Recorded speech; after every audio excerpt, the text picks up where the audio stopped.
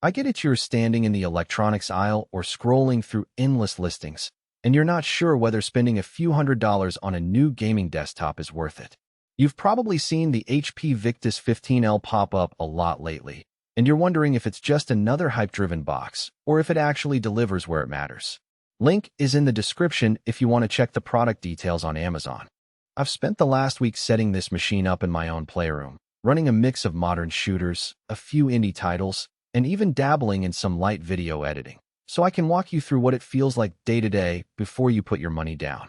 First off, the thing that makes the Victus stand out is how it handles the everyday gamer workload without making you feel like you're compromising on anything you actually need.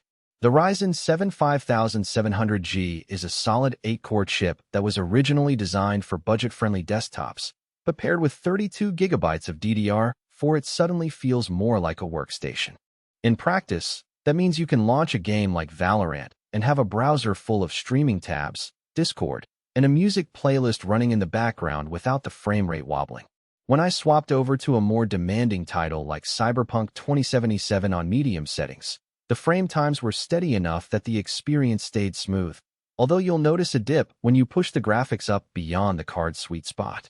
Speaking of graphics, the built-in Radeon RX 6400 with 4 GB of GDDR6 is the piece that people get the most mixed feelings about. It's not a high-end GPU, so you won't be cranking ultra settings at 1440p, but it does a respectable job at 1080p for most current games. In my tests, Fortnite and Apex Legends both ran comfortably above 60 frames per second on high presets, which is more than enough for a 60Hz monitor. If you're planning to sit in front of a 4K TV and expect buttery smoothness on titles that demand a lot of VRAM, you'll probably feel the ceiling quicker. For a lot of folks who game on a single monitor or a modest TV, though, the trade-off between price and performance feels justified.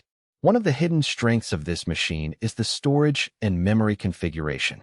A 1TB NVMe SSD means you're not waiting for long load screens, and the sheer amount of space lets you keep a fairly extensive library of games installed at once. The 32 gigabytes of RAM is more than you'd need for gaming alone, but it shines when you start mixing in other tasks. I tried editing a short video clip in DaVinci Resolve while a game was running in the background, and the system didn't hiccup.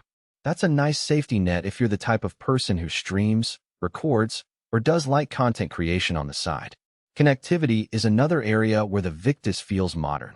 Wi-Fi 6 gives you a more stable wireless connection if you're not plugging directly into your router, and Bluetooth 5.3 makes pairing headsets and controllers painless. I connected a wireless mouse, a Bluetooth gaming headset, and a USB-C external SSD without any driver headaches. Windows 11 seemed to handle the hardware out of the box. If you have a lot of peripherals, the front I/O panel still feels a bit cramped. There's just one USB-C port, a couple of USB-A ports, and a headphone jack. You'll likely need a small hub if you want to plug in a Stream Deck, a capture card, and a few more USB devices at once. Now, who should actually consider buying this desktop? If you're a gamer who mostly sticks to 1080p, wants a machine that can also double as a decent productivity hub, and you don't want to spend $1,000 on a high-end GPU, the Victus hits a sweet spot. It's also a good pick for students or creators who need the RAM for multitasking and a fast SSD for quick file transfers, but still want to squeeze in a few gaming sessions after class.